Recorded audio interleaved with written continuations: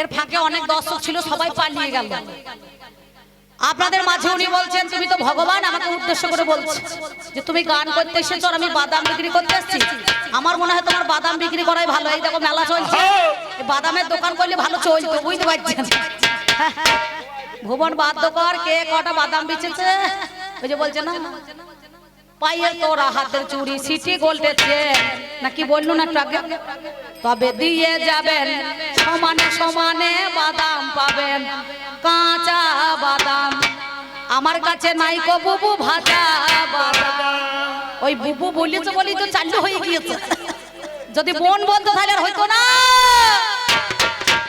এখনকার যেখানকার বাদাম সাইরও মিশছে, দেখো গা ওই দুবরাজপুর থানার এলাকায়, বীরভূম জেলায় কুরুলঝুড়ি গ্রামে ওনার বাড়ি, সেইখানে আমি গান করতে যাই প্রতি বছর, বুঝতে পারছেন? তার সঙ্গে সঙ্গে দেখছি যেখানকার বাদাম আবার সেইখানেই মিশছে। কদিন আগে আমার সঙ্গে দেখা হইলো, কাকা কি ব্যাপার গো, আপনাকে দেব এত টাকা দিয়েছে, মিঠুন চক্রবর্তী দিয়েছে, এ দিয়েছে তা দিয়েছে, কি হইলো? বলছে আর বলুন নয়, ভাইরাল হয়ে আমার জীবন চলে গেল নাকি। কদিন আগে আমাদের এই নদিয়ায় একটা মেয়ে উঠেছিল, দেখবেন লতাকে, হ্যাঁ একবার টেক্কা দিতে গিয়েছে, যে মনে করুন ওই রানাঘাটেতে একসঙ্গে মনে করুন কি বলবো, ওই ভিক্ষা করতো এক সময়।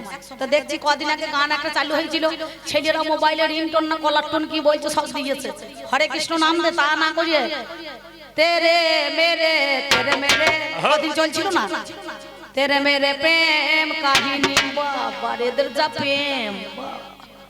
সকালবেলা গোলাপ নিয়ে গিয়ে 3 বার আই লাভ ইউ বলছে, 4 বার আই হেট ইউ বলছে। আমি তো ভালোবাসা বুঝলাম না।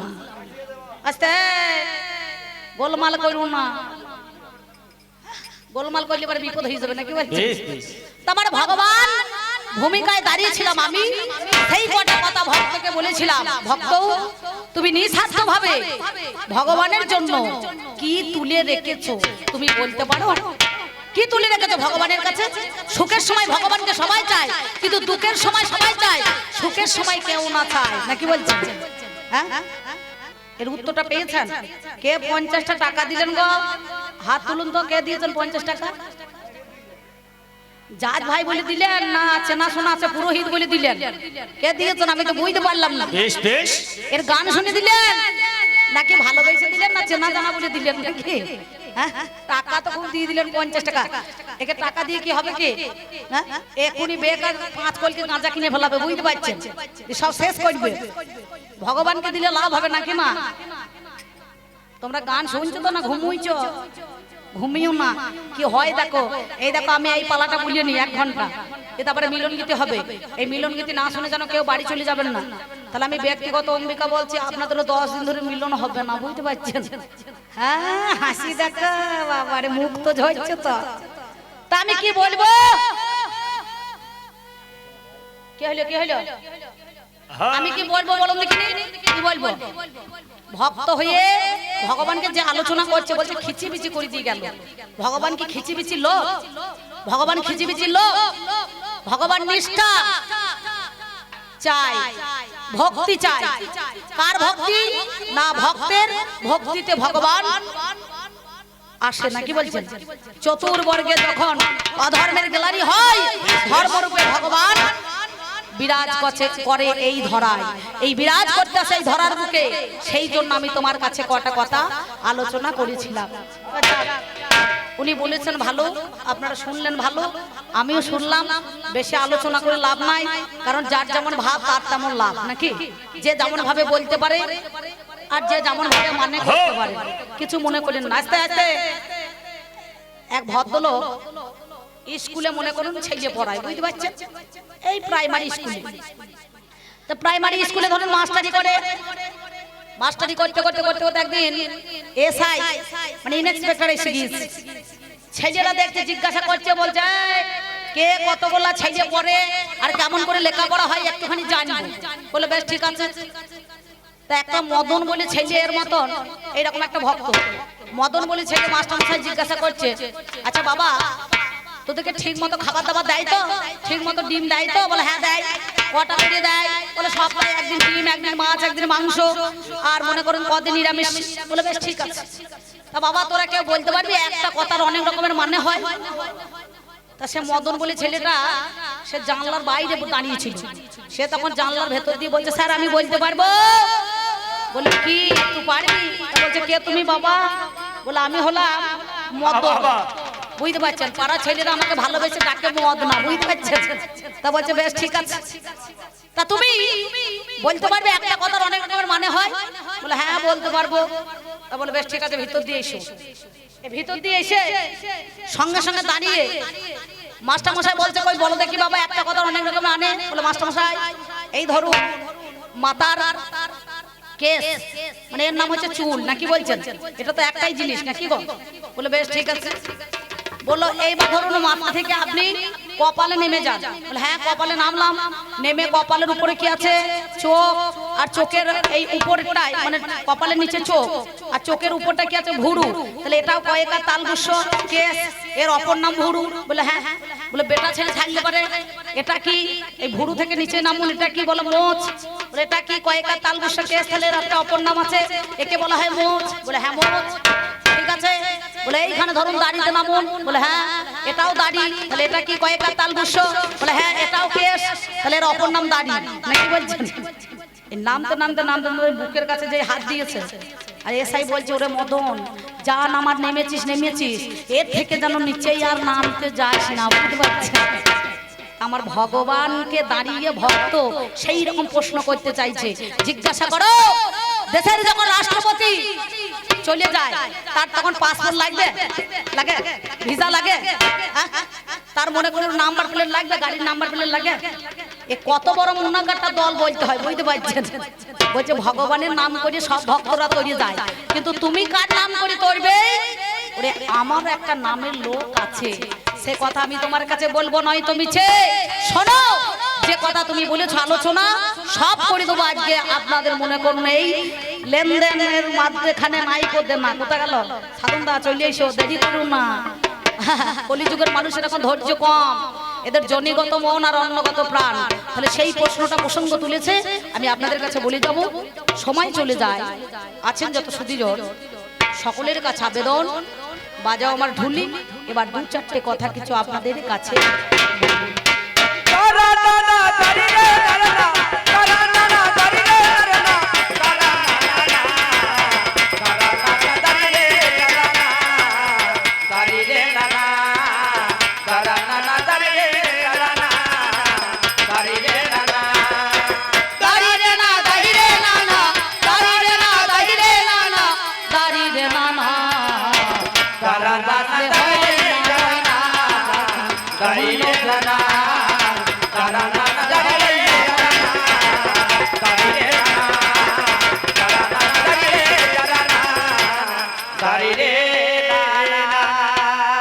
দারে দারে দারে দারে না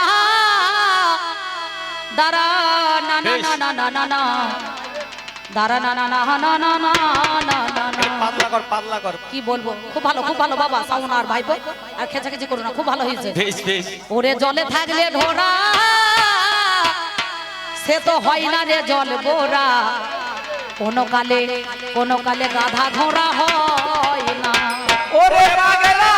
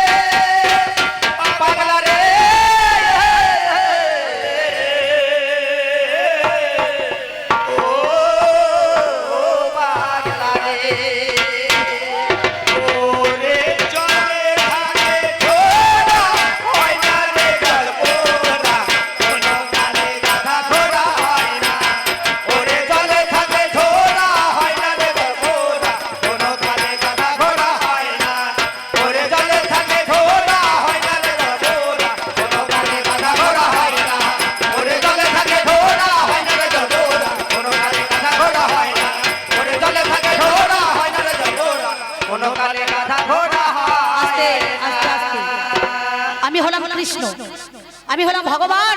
কৃষ্ণ কথার অর্থ কি? যিনি নিত্য কর্ষণ করাইতে তিনি কৃষ্ণ নাম ধারণ করেন। আর গোপী কথার অর্থ কি? যে বস্তু গোপনে রাখতে পারে সেই কিন্তু গোপী নাম ধারণ করে, নাকি বাবা? তাহলে নিত্য কর্ষণকারী যেজন সেই আকর্ষণ করে ভগবান। এই আকর্ষণে বিকর্ষণ ঘটায় কে? নাম যার ভক্ত। কিন্তু তুমি তত বড় ভক্ত হইতে পারো নাই। আমি কি বললাম? ভক্ত বড় শক্ত কথা, গুরু রয় বসে, গাছের ফল গাছে থাকে, বোটা পরে খসে। ভক্ত আমার মাতা পিতা, ভক্ত আমার গুরু, ভক্ততে নাম দিয়েছে বাঞ্ছা কল্পতরু। ভক্ত বড় শক্ত কথা, গুরু রয় বসে, আর গাছের ফল গাছে থাকে, বোটা পরে খসে। সেই জন্য আমি আপনাদের কাছে এই কথা বললাম। কেন না, ভক্ত বাঞ্ছা কল্পতরু, ভক্তাধীন গোবিন্দ। ভক্ত যদি সুখে থাকে পাই তাতে আনন্দ। তাহলে আপনাদের কাছে কি বললাম বাবা? জলে থাকলে ঢোড়া হয় না রে জল বোরা, কোনো কালে গাধা ঘোড়া হয় না। ও যার সর্বাঙ্গে কুষ্ঠ ব্যাধি, ও যার সর্বাঙ্গে কুষ্ঠ ব্যাধি, ও তার চুল কানির ভয় রয় না। চুল কানের ভয় রয় না রে, চুল কানের ওরে চুল কানের ভয় রয় না রে, চুল কানের ভয় রয় ওরে জলে থাকে ঘোড়া হয় না রে ঘোড়া হয় না, জলে থাকে ঘোড়া হয় না রে ঘোড়া, কালে গাধা ঘোড়া হয় না ওরে জলে থাকে ঘোড়া হয় না রে ঘোড়া, কালে গাধা ঘোড়া হয় না। এই আস্তে সাধন দা, এই দেখুন বাবা আপনাদের বলছি, ভগবানকে কে না চায়, কে না চায়, কে না চায়, কে না চায়, কে না চায়, আহ? কে না চায়? এই মাইরা আসতে বাবা, গল্প করুন সোনামণিরা। এই যে দেখেছেন, তাও তো আমার 3 জায়গায় ভাঙা আছে। আমাকে ভক্তরা বলে ত্রিভঙ্গ মুরারি, নাকি বাবা? এই দেখুন, ঠিক মনে হচ্ছে পৌষ মাসের দিনে ইঁদুরে মাটি ঢিলছে। দেখুন ওটা ওটি ঠিক হয়ে দাঁড়িয়ে থাকবে। আহা! জলে থাকে ঘোড়া হয় না রে ঘোড়া, কালে গাধা ঘোড়া হয় না ওরে জলে থাকে ঘোড়া হয় না রে ঘোড়া, কোনো কালে গাধা ঘোড়া হয় না ওরে। ও মা, হচ্ছে তো বলে হারি যায়, হচ্ছে। ভগবানের ভাব খাওয়া যাবে, ভগবানের ভাব খাওয়া যাবে।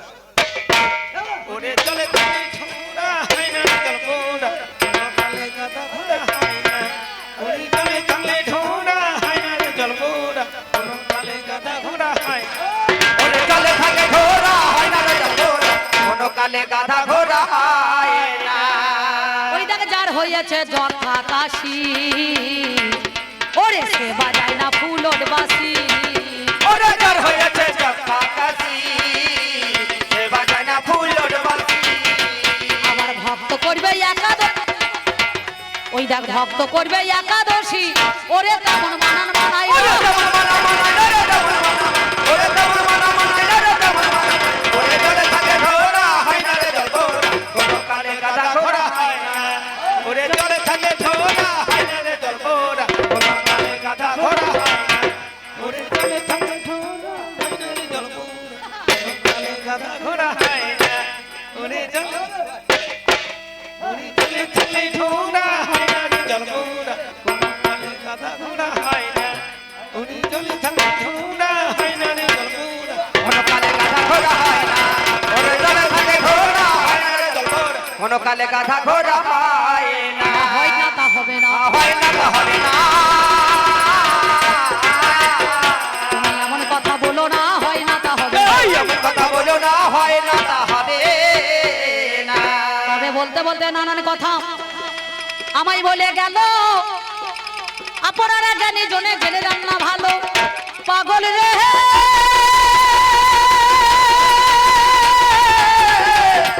ওরে পাগল রে,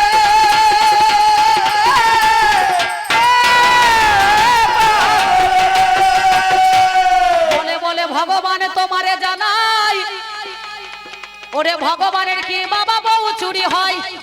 এই ভগবানের বউ চুরি হয়? হ্যাঁ? ভগবানের বউ হারায় না, ভগবানের বউ চুরি হয়। ভক্তকে আমি কথা দিয়েছিলাম, ওরে মনের বাঞ্ছা দেখো আমি পূর্ণ করিলাম। তাই তো আমি ভগবান গো বিশ্ব দুনিয়ায়, আমি তোমারই কাছে বলি কথা গো, শোনোই আমার ঠাই। ভগবানের বউ চুরি হয় নাই মানে তেতা যুগের মধ্যেখানে আমার রাবণ রাজা যে, এই রাবণ নাকি নিয়ে গিয়েছিল সীতা চুরি করে, নাকি বাবা? শুধু সীতা চুরি নয়, ঘরে ঘরে সীতা রূপে যত আমার মায়ের আছে সবাই কিন্তু সবারই বউ চুরি হয় নাকি বলছেন, হয় না? সীতা হলেও সে সত্তা, বিচার করা চাই। রাম যিনি রমণের কর্তা হয়ে যায়, লক্ষণ দেহের লক্ষণ, লক্ষ্য বস্তু হলো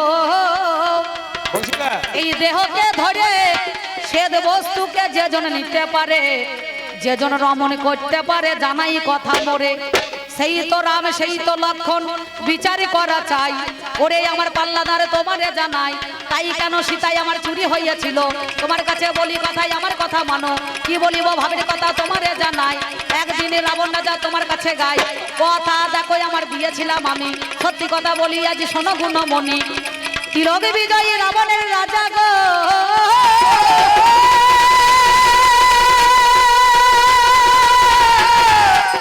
রাবণ রাজা গো, রাবণ রাজা।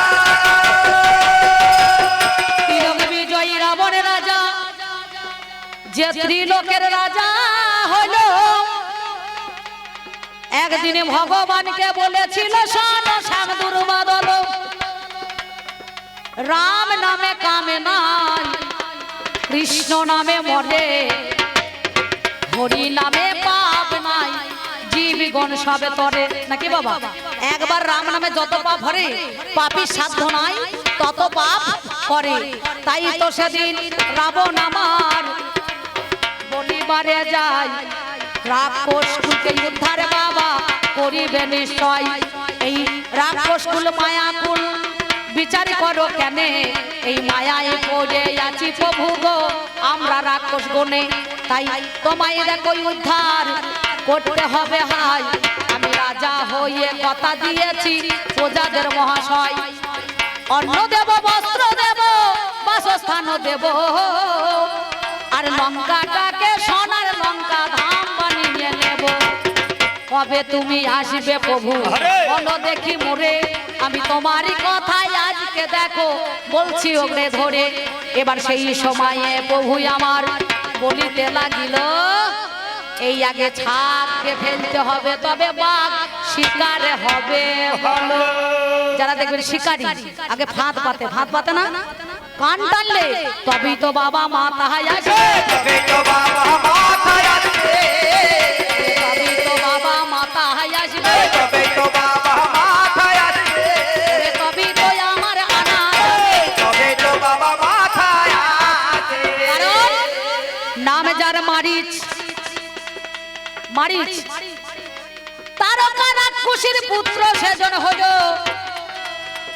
লঙ্কা থেকে যেদিন প্রভু রামচন্দ্র পিতৃসত্য পালনের জন্য বনবাসে গিয়েছিল, আপনারা সবাই জানেন পিতৃসত্য পালনের জন্য রামচন্দ্র যেদিন বনবাসে যায়, পঞ্চবটির বনে কুঠুরি নির্ণয় করেছিল, সেই দিন রাম আর লক্ষণ আর সীতা গেল পিতৃসত্য পালনের জন্য, রাম বনবাসে ছিল, ভগবান নিজে বনবাস নিয়েছে।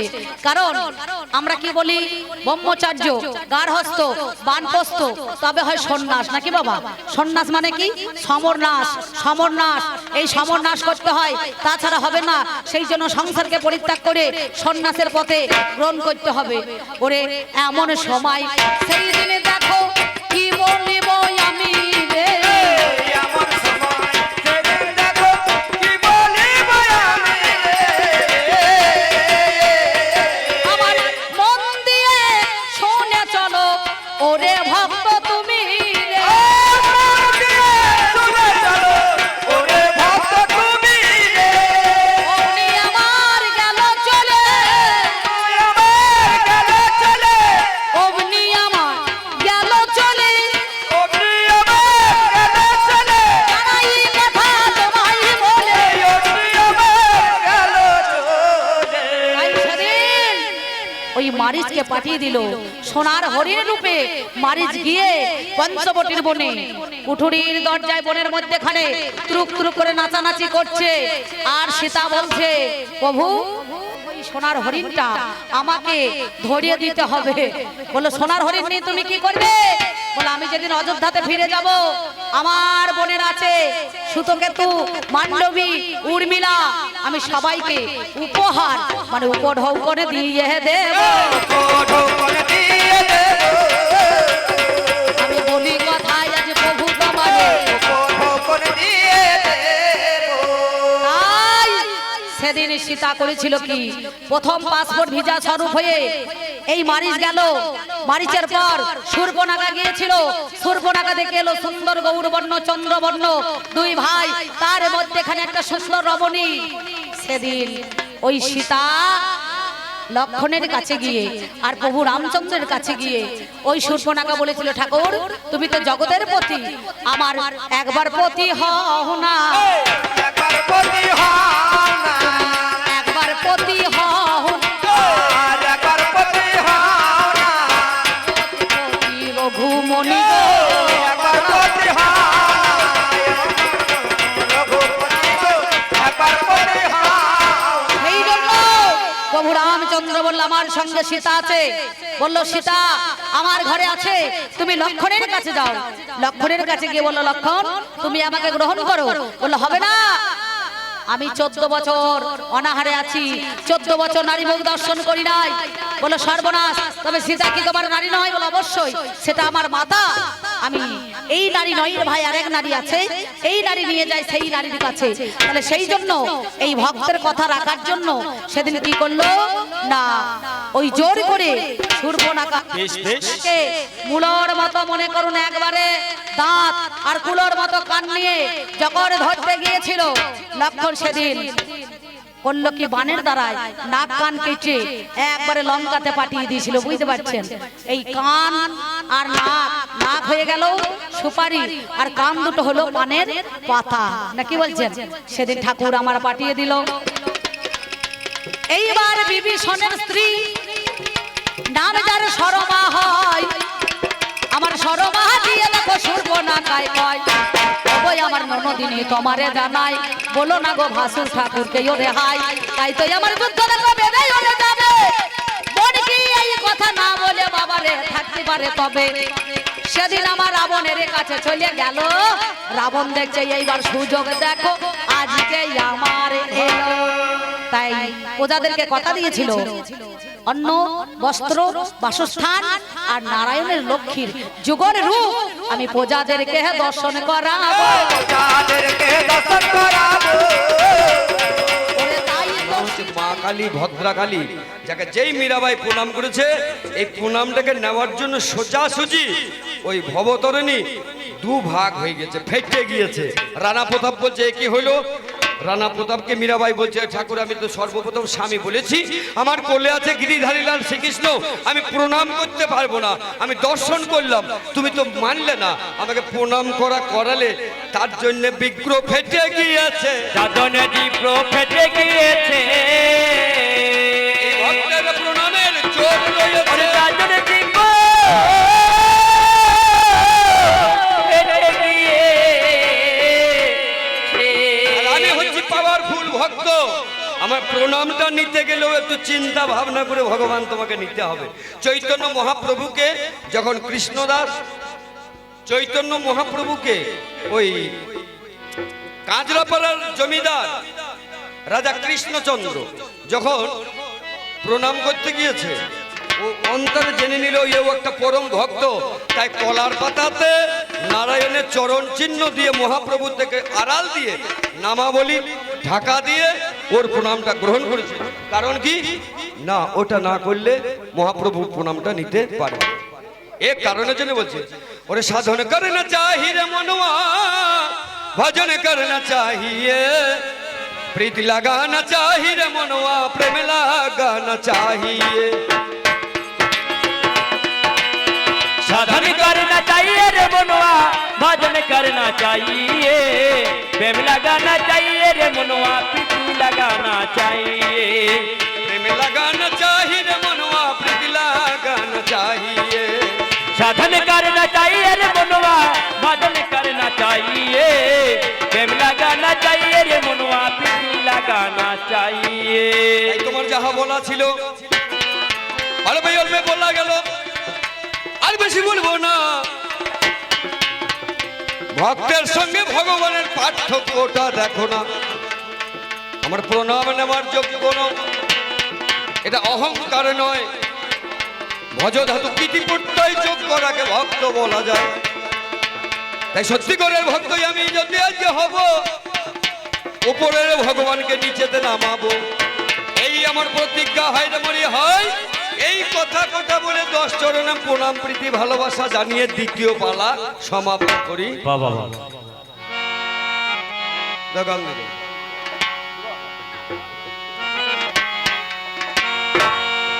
দমে কাহাওয়ায় ভেঙে গেছে আমার সুখের বাসা। দমে কাহাওয়ায় ভেঙে গেছে আমার সুখের বাসা। জানি না তো বিলীন হবে আমার সকলে আশা রে, আমার সকলে আশা। দমকা হাওয়ায় ভেঙে গেছে আমার সুখের বাসা। দমকা হাওয়ায় ভেঙে গেছে আমার সুখের বাসা। এটাই হচ্ছে সঠিক ভক্ত, যার বাড়ির দরকার নাই, যার ঘরের দরকার নাই, যার সুখ শান্তির দরকার নাই, যার বালিশের দরকার নাই, যার কোল বালিশের দরকার নাই, সবই নিয়ে নাও, শুধু তুমি আমার হও। ভক্ত সবই ভেসে গেল। কত আশায় বেঁধেছিলাম আমার সুখের ঘর, শান্তি চালু রায়ে নিল কাল বৈশাখী ঝড়। আর সব কিছু উড়ায়ে নিল কাল বৈশাখী ঝড়। কত আশায় বেঁধেছিলাম আমার সুখের ঘর, শান্তি চালু রায়ে নিল কাল বৈশাখী ঝড়। নিবিল আমার সকল আলো, হারালাম ভরসা রে আমার সুখের বাসা। দমকা হাওয়ায় ভেঙে গেছে আমার সুখের বাসা। দমকা হাওয়ায় ভেঙে গেছে আমার সুখের বাসা।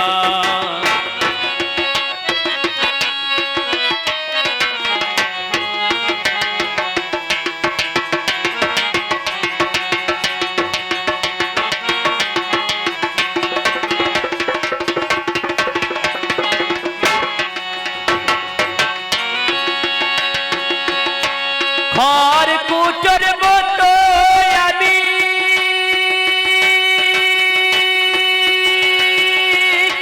চলি সদাই ভেসে, জানি না তো কোথায় যাব কোন জানা দেশে।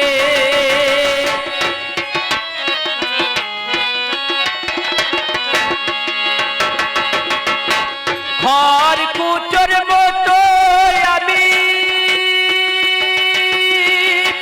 চলি সদাই ভেসে, জানি না তো কোথায় যাব কোন জানা দেশে। হয়তো সে তাই এমন হবে থাকবে না তো কাদার ভাষা আমার সুখের বাসা। দমকা হাওয়ায় ভেঙে গেছে আমার সুখের বাসা। দমকা হাওয়ায় ভেঙে গেছে আমার সুখের বাসা। জানে না তো বিলীন হবে আমার সকলে আশা রে, আমার সকলে আশা। দমকা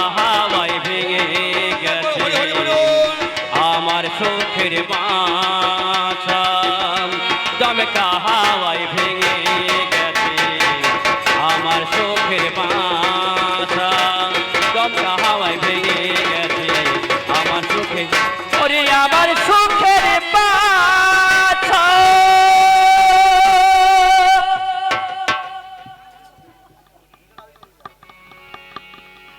হ্যালো হ্যালো হ্যালো হ্যালো বেস্টটা কমে দাও হ্যালো হ্যালো টনটা কি